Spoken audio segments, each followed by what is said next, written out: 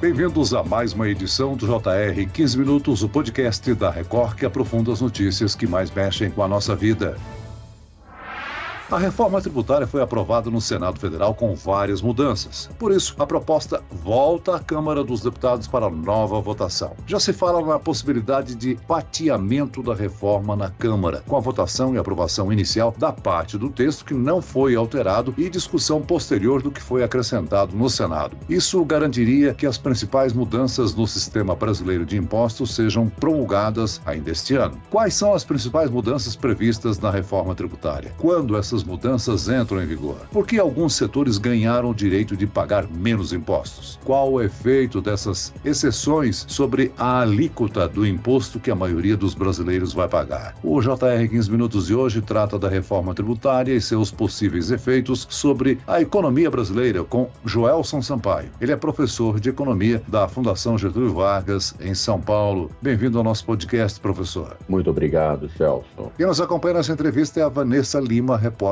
da Record em Brasília. Vanessa, a Câmara aprovou inicialmente a reforma tributária com várias mudanças no texto inicial. Aí o Senado aprovou e acrescentou mais mudanças ainda. Se a Câmara mexer de novo no texto, ele pode voltar para o Senado? Oi, Celso. Olá, professor Joelson. Pode sim, Celso. No caso de um projeto de lei, a votação definitiva é na casa em que o projeto se iniciou, seja Câmara ou Senado. Já uma PEC, proposta de emenda à Constituição, as mudanças têm que ser aprovadas nas duas casas, justamente para evitar o vai-vem da proposta entre Câmara e Senado. Tem-se levantado a possibilidade de os deputados votarem agora a parte em que as duas casas concordam e promulgar esse texto na sequência. E aí seguir em tramitação apenas os trechos em que ainda não há acerto entre Câmara e Senado. Professor, a promulgação rápida do texto básico da reforma tributária seria um sinal importante para o mercado? Seria. Essa tramitação rápida, tanto na Câmara dos Deputados quanto no Senado, ou seja, no Congresso Nacional, traria ali um resultado de preocupação por uma reforma estrutural. Uma reforma que já foi discutida no passado, uma reforma que tem vários estudos que trazem embasamento dos aspectos positivos que essa reforma pode trazer para a economia no Brasil, e certamente que a reforma sendo aprovada ainda esse ano seria um bom resultado e um bom marco aí para um primeiro ano do governo Lula. Essa reforma tributária trata dos impostos sobre o consumo, né? A principal mudança é a introdução do chamado Imposto sobre Valor Agregado, ou IVA. O que é o IVA e qual a diferença dele em relação ao tipo de imposto que pagamos hoje ao comprar um produto ou contratarmos um serviço, professor?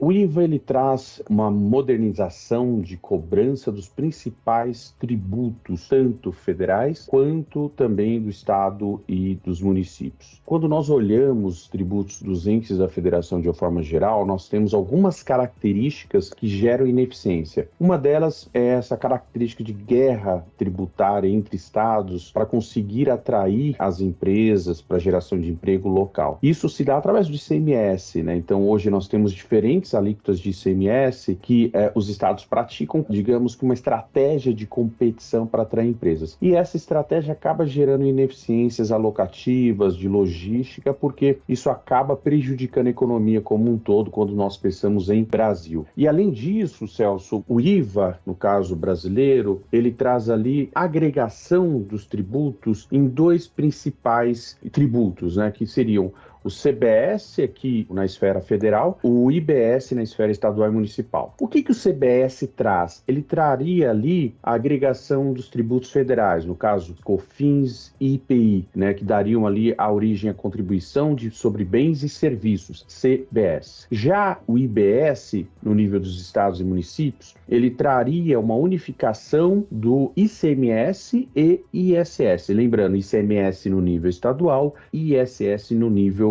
municipal. IBS seria o Imposto sobre Bens e Serviços, que teria gestão compartilhada entre estados e municípios. Agora, por que eles não foram unificados, professor? A divisão, ela é, digamos que, importante, Celso, poderia ter um outro desenho, mas porque aqui a gente consegue ter uma gestão entre os estados e municípios de compartilhamento que já vai ser bastante desafiadora, mas que ela viabiliza esse avanço da reforma. De alguma forma você consegue ter uma governança mais fácil entre estados e municípios para a gestão desses dois tributos do que um único tributo que trouxesse essa unificação, digamos, de todos os tributos dos entes da federação. A gente sempre tem que pensar que tem um benefício da unificação, mas tem um custo operacional de como você viabilizar. O que eu vejo essa reforma teria vários pontos de melhorias, né? Mas a gente tem que olhar do ponto de vista prático, ou seja, a gente precisa avançar, a gente precisa modernizar o sistema tributário brasileiro, porque nós temos hoje um sistema que é ineficiente e custa aí crescimento econômico para o Brasil. Professor, essa mudança acaba com a cumulatividade na cobrança de impostos sobre produtos e serviços. O que é a cumulatividade e por que ela torna o pagamento de impostos mais difícil para consumidores e empresas? A cumulatividade é que ao longo da cadeia de produção de um produto, de um item, você tem esse tributo sendo cobrado em todas as etapas. Olhando o sistema tributário atual, você tem ali a compra de um item,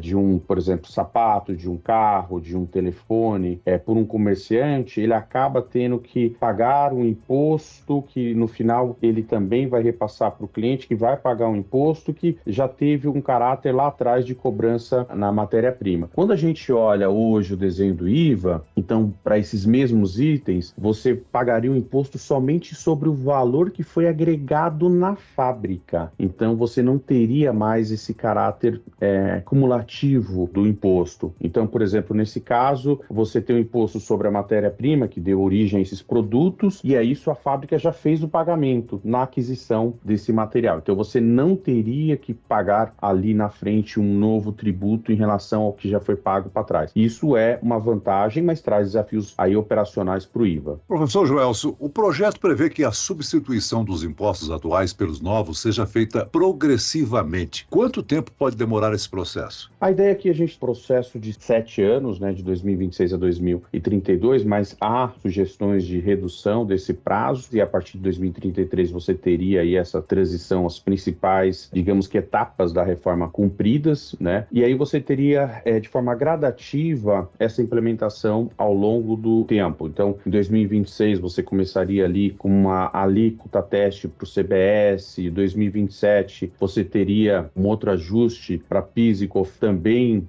no sentido de implementação, passando ali uma alíquota maior para esses dois tributos, depois entraria já o IBS com uma alíquota teste, e aí de 2029 a 32 você teria uma redução mais significativa dos estados e municípios, né, ICMS e ISS, e uma elevação gradual do IBS. Professor, outra mudança importante é a definição do local em que o imposto será cobrado. Em vez de se cobrar o imposto onde o item foi produzido, ele será cobrado onde ele foi consumido, ou seja, em vez do estado de origem do produto, será no destino. Esse processo de transição será ainda mais longo? Quanto tempo vai demorar e por quê, hein? O que a gente tem hoje? A gente tem uma cobrança que é na origem, a gente passa a ter aqui uma cobrança que é no destino. Qual a principal vantagem ou benefício? É acabar com a guerra fiscal entre estados, né? Ou seja, ou pelo menos tentar combater de forma mais efetiva, dado que existe uma disputa por ser cobrado na origem. Isso traz uma complexidade maior, né, nessa transição e certamente isso leva mais tempo por conta dessa mudança que não é só a mudança, de novo, do IVA em si, mas também da forma como esses impostos serão cobrados, ou seja, eles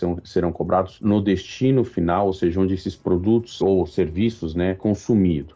Então isso traz uma complexidade e isso gera impactos no cronograma de implementação e complexidade também. Agora é importante destacar nesse contexto que esse tipo de reforma, nessa magnitude, a gente leva bastante tempo mesmo. Então, mesmo quando a gente olha o cronograma atual de 7 anos, é um cronograma, de certa forma, até otimista, dada a complexidade que a reforma traz, né, de mudanças e também de implementação. Ou seja, uma reforma que ela é uma mudança estrutural. A gente teve hoje várias e tem um histórico de várias mudanças, mas muito marginais em relação aos tributos no Brasil. Essa reforma não, ela traria aqui uma mudança bastante significativa em vários aspectos, e isso acaba trazendo aí esse cronograma para a gente conseguir implementar de médio e longo prazo por conta da estrutura e característica da reforma. Agora, professor, essa mudança afeta muitos estados, né? Alguns vão aumentar a arrecadação e outros vão perder. Por isso o projeto criou um fundo de desenvolvimento regional para compensar os estados perdedores. E esse fundo chegou a 60 bilhões de reais no Senado Federal. Realmente há uma perspectiva de grande perda de arrecadação para alguns estados? Há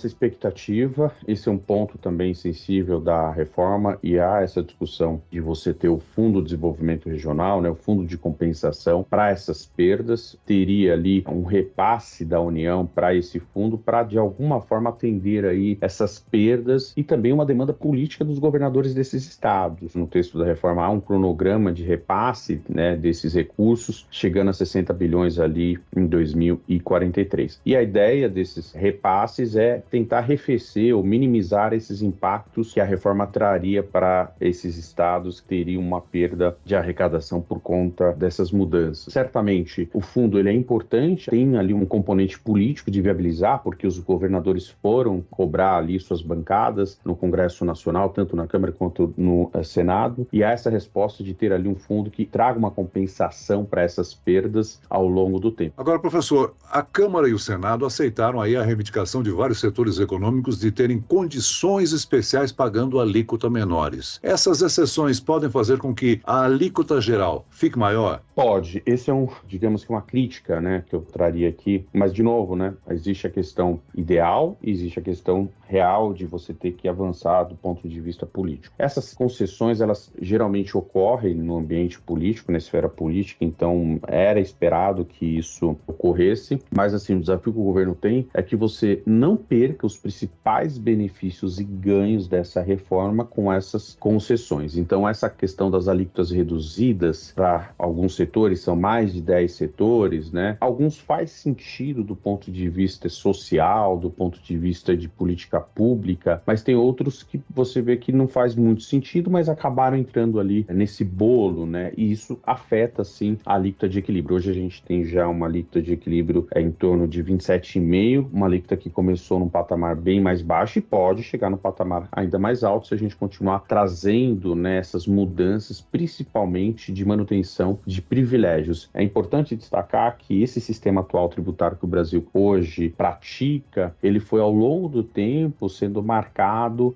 por diversos desenhos, né, de privilégios para setores, de subsídios, que acabaram trazendo distorções econômicas importantes que prejudicaram a economia como um todo. E a reforma, ela pretende, de alguma forma, tirar isso também. Esse seria um outro benefício que a reforma tributária traria. Professor, um termo muito usado a favor da reforma tributária foi o de se acabar com o manicômio tributário brasileiro. Isso porque, além de muitos impostos, temos legislações diferentes em cada estado, por setores, etc. É muito difícil para as empresas gerenciar seus impostos porque o sistema atual é mesmo muito complexo? Sim, excelente ponto.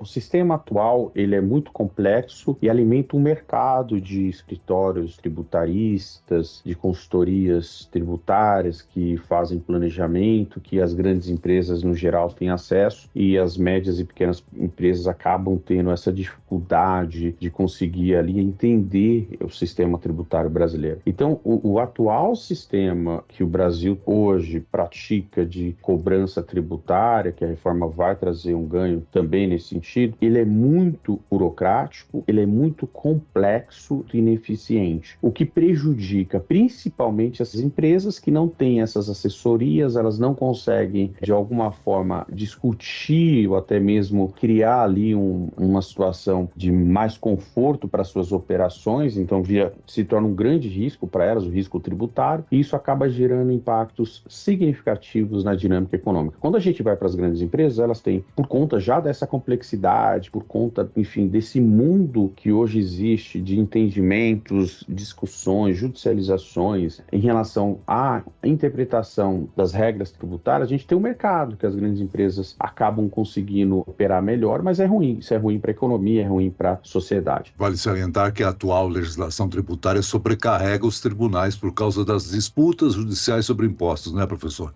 Agora, para encerrar, é bom lembrarmos que essa mudança toda atingiu os impostos sobre consumo, mas ainda se pretende reformar aí o sistema de impostos sobre patrimônio e renda. Essa pode ser uma reforma ainda mais difícil de ser negociada, né? Sim, com certeza essa é uma reforma. A gente tem alguns sinais indicativos de como o governo vai querer avançar, mas a tributação sobre renda e patrimônio ali teria um grande desafio, porque ali a gente tem, hoje, né, a gente tem uma distorção ainda maior, né, que infelizmente afeta a questão alocativa da renda das famílias, e aí a gente vai ter um lobby ainda maior quando a gente entrar, né, na discussão de imposto sobre renda e patrimônio. Muito bem, nós chegamos ao fim desta edição do 15 Minutos. Eu quero aqui agradecer a participação e as informações do professor de Economia da Fundação Getúlio Vargas, em São Paulo, Joelson Sampaio. Muito obrigado, professor. Eu que agradeço, até uma próxima. E agradeço ainda a presença de Vanessa Lima, repórter da Record em Brasília. Obrigado, Vanessa. Obrigada, Celso, pelo convite. Também agradeço a participação do professor Joelson. Esse podcast contou com a produção de David Bezerra e dos estagiários Lucas Brito, Fernando Russo e Cátia Brazão. Sonoplastia de Marcos Vinícius. Coordenação de conteúdo, Edivaldo Nunes e Deni Almeida. Direção editorial, Tiago Contreira. Vice-presidente de jornalismo, Antônio Guerreiro. Você pode acompanhar o JR 15 Minutos no portal r7.com, nas redes sociais do Jornal da Record e nas principais plataformas de streaming. Eu, Celso Freitas, te aguardo no próximo episódio. Até amanhã.